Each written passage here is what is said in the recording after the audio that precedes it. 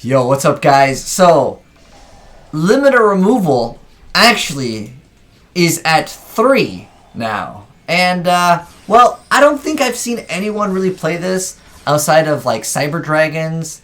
For the most part, in Cleese. There's a couple of cheesy other ways to make use of this, but you can actually make a deck that is all about, of course, limiter removal with Sky Strikers to make your deck even more consistent. Now, I have two different builds because, obviously, due to the new ban list, we have multiple limiter. Previously, I had to do with the Hornet Drones, which was the main card that was actually hit via the ban list, but it actually makes it a little bit better. You can see there's a 16,000 OTK right there. I mean, granted, he didn't really utilize the other one, but it's still playable. But let's go ahead and jump right into showing off some of the plays over here. It is actually pretty interesting, and I don't think I've seen, again, anyone make use of the new ban list limiter removal, because it's at 3, and I've always disliked that card, but I mean, it wins games, right? I mean, that's just how it goes with Yu-Gi-Oh!, especially in any Cyber Dragon variant. You can OTK quite consistently, but obviously, with the ability to attack directly versus actually attacking your opponent, you're going to be OTKing very, very often if you happen to have limit removal. And just the whole Spell Striker engine in general lets you cycle through cards very, very fast. But I'm going to watch a few plays, and I'll give you guys the deck profile in case you guys want to try out the deck yourself. Mess around with it. Alright, so anyways, going to go ahead and activate Hidden Armory. But that's going to go ahead and get Ash 4-headed. I'm going to go ahead and Darkwood Dealings, add another card to our hand, and there we go, limit removal. There's our card that we needed. So basically just beef it up. It's got 6,000 attack. There's also Twin Swords of Flashing Light. There's actually a few different cards that you can actually utilize to go for whatever combo piece that you need, because you basically have search for whatever you want with Hidden Armory, because you don't need your normal summon, of course.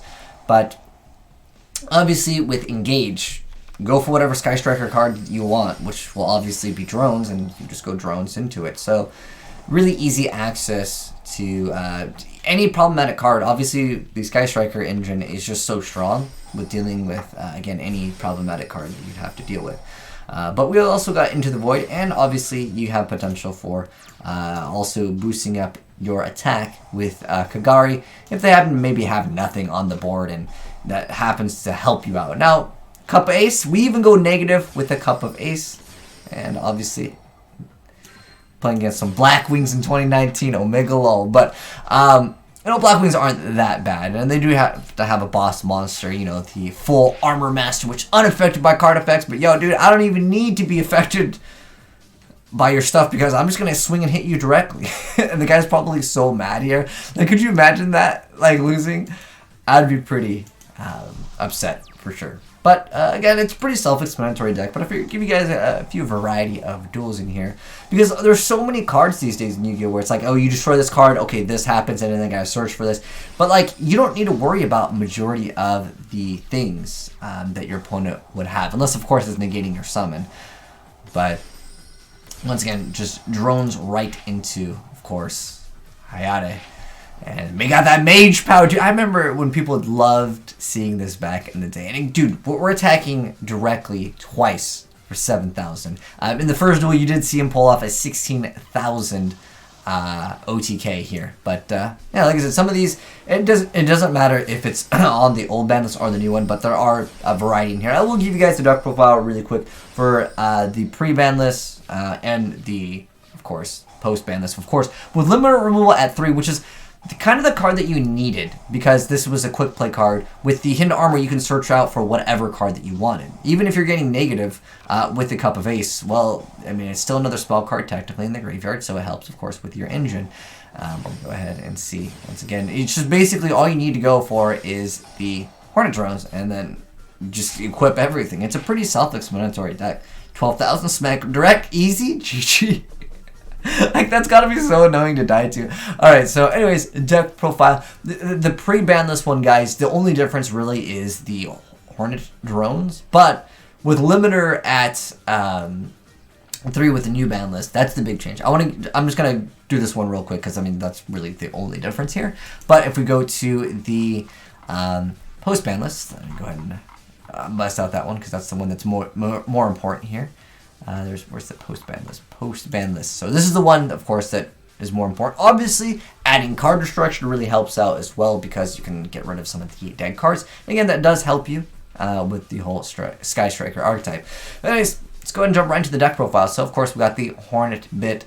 Then we got 3 copies of Engage. Alternatively, if you wanted to, you could run, of course, the other Sky Striker, the only Sky Striker monster that we have.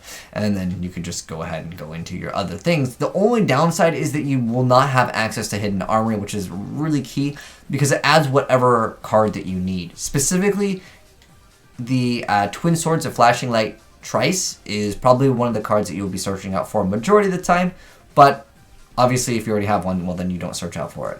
I don't know, I still feel like triple limiter is the way to go, but obviously you guys can make your deck the way you like it. But anyways, 100 3 copies of Engage, 3 copies of Into the Void, 2 copies of Limiter, 3 copies of Hidden Army, 3 copies of Psychic Blade, 3 copies of the Flashing Light, and then 3 copies of Mage Power, 3 copies of Magical Mallet, 2 copies of Reload, 3 copies of Copperface, we got 3 copies of Dark Will Dealing, 3 copies of Hand Destruction, Upstart Goblin, and Conjure with Dawn Thousand, Card Destruction, and Called by the Grave. The extra deck, well, it's pretty much just Hayate, but yeah, this card does have the option to attack directly, but you could go technically for the other cards if you have enough, like the right number of spells. Maybe your opponent doesn't even have a monster on board, right?